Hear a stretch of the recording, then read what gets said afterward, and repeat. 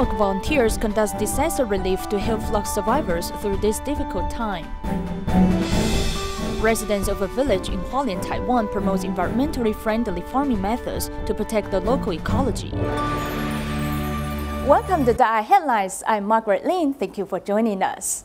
We begin today's program in the Philippines. Ormoc DaAi village in the country has been severely affected by Typhoon Kai-tak in mid-December. Tzu Chi volunteers recently went to hand out aid supplies and carry out a work for relief program, hoping the disaster victims can return to their homes prior to the new year. Let's take a look. Ormoc Tzu Chi Youth Volunteer, magmahal at pagtulungan. Fight, fight, fight!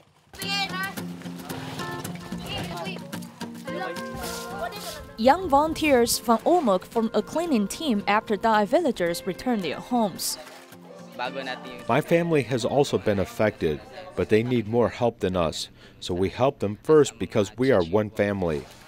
The father of this family had a stroke and the mother suffers from cataracts. As their daughter has just undergone surgery, they are unable to clean the house. More than 20 young people have come to help, just like the way to clean their own homes. After seeing the situation of this family, my heart went out for them, so we hurried to help them clean the house. This way, they can move back to live. We enjoy helping others. Although they themselves have been affected, they have set a good example because of their selfless devotion. Many residents sympathize with them and recognize their dedication. Besides giving DaAi villagers a comfortable environment to live through the cleaning service, Tzu Chi volunteers also comfort them by handing out consolation cash and blankets to help them through this tough time.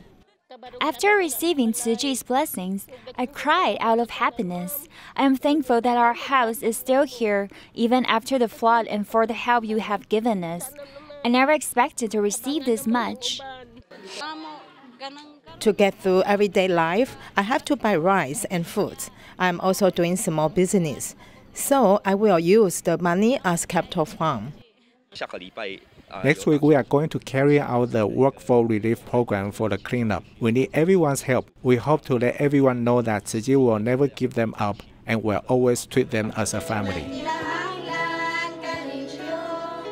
With volunteers' love, flood survivors in this DaAi village have regained confidence to rebuild their homes after the disaster.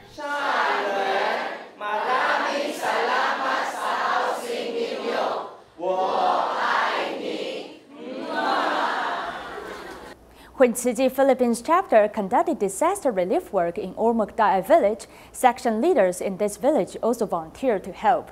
In addition, Ormoc city governments dispatched a medical team to the village to offer free medical services to help local residents solve health problems. Having been stained with mud on their feet, the disaster victims have felt itchy and painful for nearly a week after the flood. Because my feet were soaked in the mud for a long time when I was cleaning my home, I feel painful and itchy. I cannot even sleep at night. Ormoc city government has dispatched a medical team to the DaAi village to provide free medical services for local residents.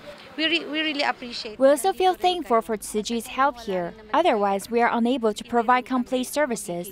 For example, we do not have medications used for tetanus. It was Tzu Chi that brought this medication, so thank you for being here.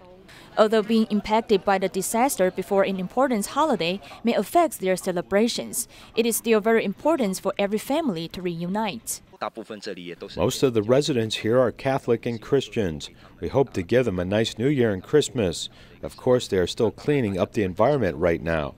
We hope we are able to distribute aid supplies to each family prior to Christmas. Volunteers and section leaders in the DaAi village divide into 15 groups to give out relief distribution family cards to each household and care for their cleaning process. In the United States, Tzu Chi volunteers and Chishaos in Orange County, California, traveled to 2 elementary schools to provide supplies to low-income families. The holiday distribution spread cheer and happiness to many of the children and families involved. Let's join them there.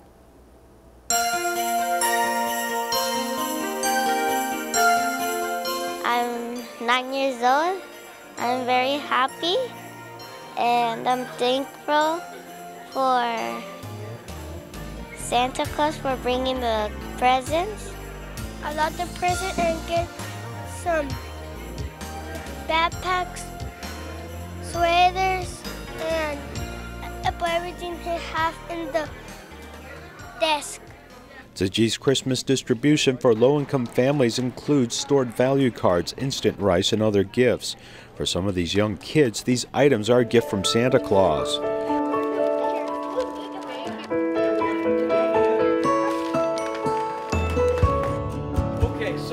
Orange County Tzu Chi volunteers led Tzu Shaos and their parents to distribute this aid, as their heart is full of compassion. We have come for many years as we wanted to use this opportunity provided by Tzu Chi, which is a platform for helping others. I think it has really changed our lives. I think Tzu Chi and all of the members and volunteers, they're role models for my students. They teach them because other people give, then they learn to give as well. I am very, very grateful that Tzu Chi is part of my life and part of all of our lives. By helping others, these actions are cultivating greater compassion and intimacy amongst this community. Stay in California to prepare for Christmas. Tzu Chi volunteers distribute supplies at the Spurgeon Intermediate School in Santa Ana in Orange County, allowing poor families to enjoy a better holiday season. The principal of the school also invited students to register as volunteers to help the community. Here is more. To prepare for Christmas, Tzu Chi's mobile food pantry arrived at Spurgeon Intermediate School to distribute fruits and vegetables along with blankets, jackets, and high-quality secondhand clothing. An additional 280 gift boxes included stored value cards. All of these supplies in the distribution are organized by our volunteers, who use their free time to arrange everything. When we need volunteers, they just spring up as bodhisattvas have come forward from the earth. Both inside and outside, volunteers are busy handling, sorting, screening, and arranging items. Spurgeon Intermediate School students are eager to help. This principal says that he always hoped that children in the school can contribute to the community through their hard labor. One of the top 50 poorest communities in the United States. Our kids crave being able to make things better in our world, and by giving their own labor and helping, they know that they're taking part in doing just that. So again, I'd really like to thank the Tzu Chi Foundation for everything that they do to help support our community, to help us be part of teaching our kids. Prior to Christmas, we sent this food to their school to allow them to feel a little warmth and love. Students are pitching in to help their own families and their local community, as Tzu Chi helps the school nurture greater love for this neighborhood. In recent years, there has been a sudden surge of camping mania in Taiwan. Eager to capitalize on the trend, campsite operators are offering amenities, which eliminates the hassle associated with camping. Unfortunately, the rush to develop this industry is impacting environments, as there is no legislation governing campgrounds. Follow our series as we learn more about this unregulated industry. Now that there is mandatory holiday for workers, more people are going abroad and we are earning less revenue. With tourist accommodations being quite expensive, many are taking another cost-effective approach to their leisure time. This campground in less than half an hour sees the tent erected, which can host an entire family. In Taiwan, on average, the cost per campsite per evening is between $20 to $50. Spending just a little money allows the family to stay and even eat, leading to quite a bargain. In fact, camping is cheaper than the average cost of hotel accommodation. Farmland is gone, meadows are gone, and creeks have been covered over and turned into a sewer, as children have no place to play or encounter nature, so this led me to consider going camping. Mountains and rivers, flowers and plants have even become a sort of high-end form of recreation. This is a new type of tent which has two doors. First, you open here and enter the first level. Living in a transparent bubble ball with the blue sky above creates a fantasy like being in outer space. This shows that there really is no limit when it comes to business opportunities for campsite operators. It's quite cool inside because we have turned so cold inside. because we turn on the air condition. Going camping while also enjoying air conditioning, a soft bed, and TV is something quite special. Also available are sinks, refrigerators, and a coffee machine. Some are eager to enjoy this 5-star treatment, which is redefining local camping. For example, some outdoor areas have problems with mosquitoes and bathing facilities. But if you stay in this bubble tent, then we will take care of all these problems. You just need to bring your own clothing, and then you can come here to enjoy a very simple outdoor life. However, is this really camping or just another bed and breakfast? This distinction is quickly becoming blurred.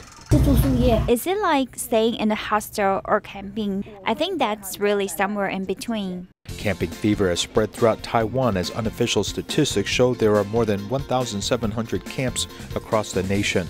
According to the Camping Association of the ROC estimates, there are 2 million people visiting campsites each month, which accounts for $10 million in business. While this segment is quite large, some 90% of businesses are illegal, with the government having no way of assessing taxes. A lot of the campsites directly discharge water and food residue down the side of the mountain. 山区这样把它就泼洒了。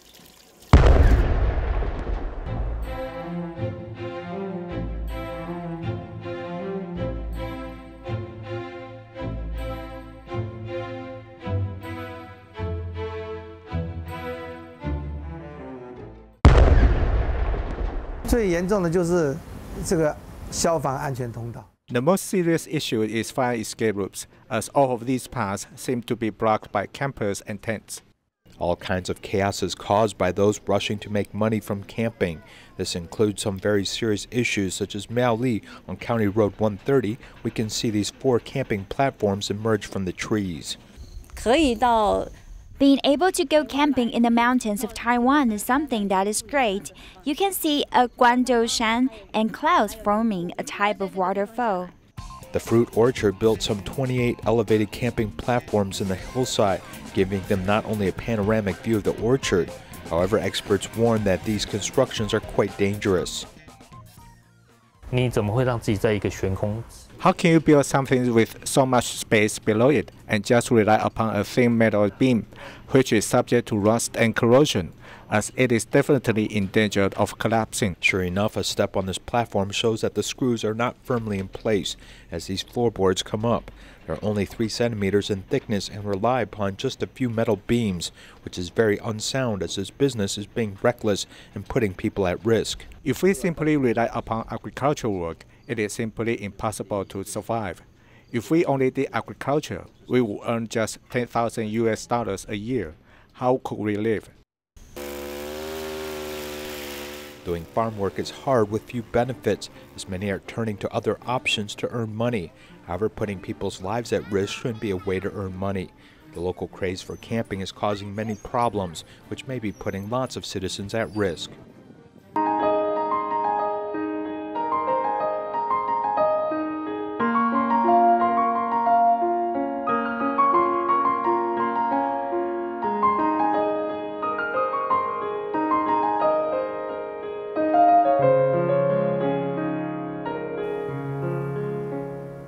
Stay in Taiwan, in a village of Hualien's Fongbin, the Kabalang tribe make their living by fishing. However, their catch in recent years has decreased, leading many to suspect that it may be related to conventional farming practices. This had led to them to ask organizations to investigate marine conditions and promote more environmentally friendly farming methods. Here is our report.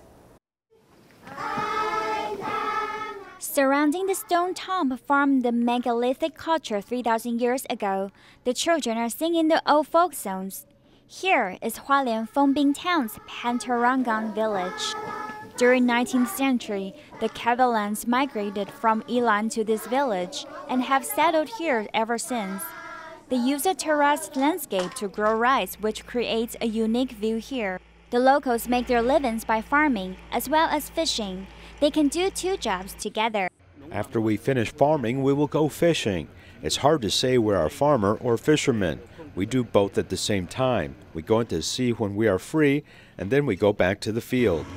In order to maintain a stable harvest and cut down the human resources, the locals mostly utilize conventional farming method. The conventional farming only requires one person. You only need to spread the pesticide at a regular interval, and you don't need to spend so much time in the field. The terraced field used a flood irrigation system, so the water runs down from upper to the lower level. However, the chemicals in the pesticides and fertilizer also run down with the water into the sea. When applying the flood irrigation system, if the upper level field is flooded, the water will run down to the lower level eventually. The cliffs have many holes for water to come out, so it flows into the ocean very naturally.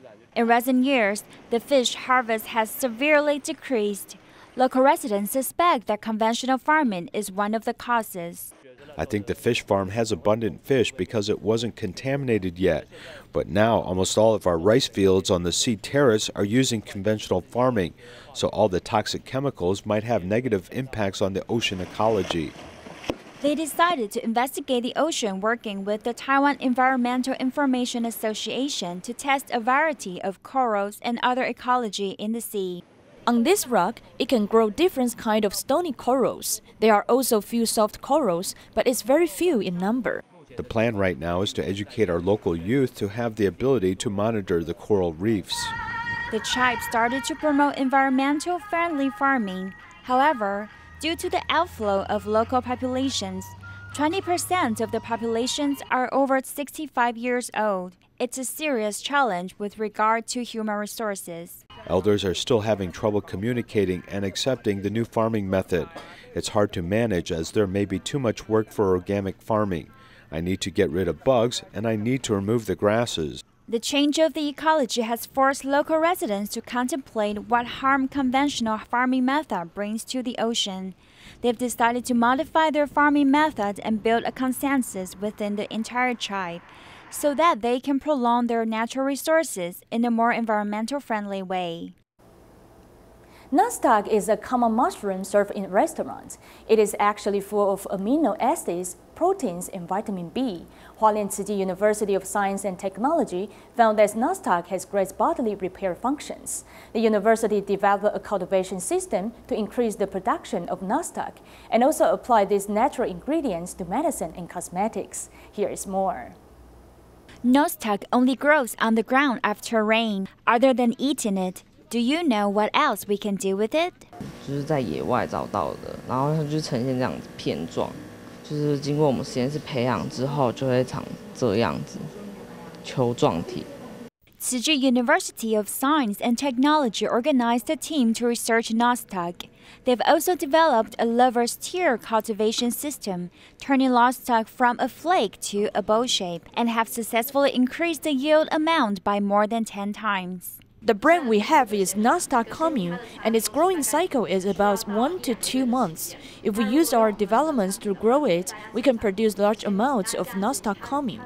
When its growing cycle shortens, we have more nostoc material to produce our side products. They extract phycoerythrin and phycocyanin from nostoc to make face mask called the Lover's Tear face mask, and they are shooting a video to promote its effects for anti-aging, moisturizing, and repair damaged skins. The definition of innovation is to make something different from the ordinary. It was just food, but we take it to the next level by using it in biomedicine and cosmetics. We found that it has great effects on repairing wounds, so we hope to apply this on medicine more profoundly in the future. 2 of their developments have won a gold and a silver award in 2017's Kaohsiung International Invention and Design Expo. The university has turned knowledge into economic value and used local plants for medicine. They expect for a greater use of nostoc products for medical and nursing treatment in the future. In Kuala Lumpur, Malaysia, a group of Tzu Chins are promoting vegetarian lunchboxes at the university. Among them, a computer science student has taught himself to make a web page and app in order for his classmates to order lunchboxes easier. Every Monday and Wednesday is Vegetarian Lunchbox Day. Tzu Chins have gotten used to packing lunchboxes at local vegetarian restaurants after school. Every Monday before we go, we will tell them on previous Saturday which Ciqing is free. He or she can go get the lunch boxes, and we will coordinate where and when we should meet. Packing lunch boxes according to different classmates' order, Ciqings are using this app. For example, if I want to order lunchbox for next Monday, I'll click here. If I want a larger portion, I'll click L. I can also put a memo that I don't want spicy like this, and it's done. The app not only simplifies the ordering process, it also provides knowledge about how one can save the environmental by eating vegetarian diets. When I received the link, I thought it was just a normal app to order lunch boxes. I feel very convenient, but when I opened the app, I saw many pictures of animals and water. It tells you how many animals and how many liters of water you have saved. It's very shocking. I didn't believe it at first. This Ciqing, which studies computer science, is the person who created this app. In the beginning, I didn't know how to make this. I started from zero. There's zero knowledge about it in my brain. However, I know there is something like this, and I know it can help us, so I got on the internet to learn to make it myself. The internet has almost everything you need on it now. The key was his passion. He spent about 3 months to finish the app. It not only helps Ciqings to promote vegetarian diets in school, it also encouraged more students to join and connects everyone closer. I also like to eat vegetarian and then want to save the earth. I think very important nowadays. And then also very good. I really like this one and somehow very cheap. And also, yes, we must save Mother Earth. Ciqings have made great use of their time and apply technology to promote good deeds, using what they learned in school to make the campus a better place. Tzu University Malacca Continuing Education Center recently invited a teacher to teach students how to make soap with used coffee grounds, tea leaves, fruit skins, and used cooking oil. Let's take a look. The sound of spinning and mixing echoes in this classroom. Teacher Zhong Wansan is teaching students how to turn sodium hydrate, natural grease, and water into soap without other chemicals. It's environmentally friendly because we don't use chemicals. So when we use the soap, it won't pollute our environment, water, or the soil. The materials they use include coffee grounds, tea leaves, fruit skin, and used cooking oil. These are our regular kitchen waste. The market has everything you can buy, so people tend to ignore reusing what we have. If we can collect used cooking oil, add sodium hydrate, water, and coffee grounds together, we can turn them into handmade soap.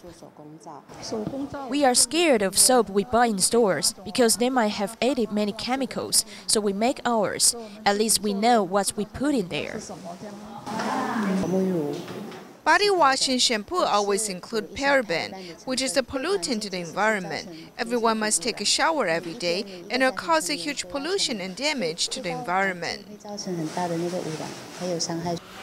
They learn to make soap because they care about the environment. To allow kids from an indigenous children's home in Hualien, Taiwan to better celebrate Christmas, Tzu volunteers and a delegation from DaAi Technology went to care for them on this special day. We will leave you with these images. Goodbye.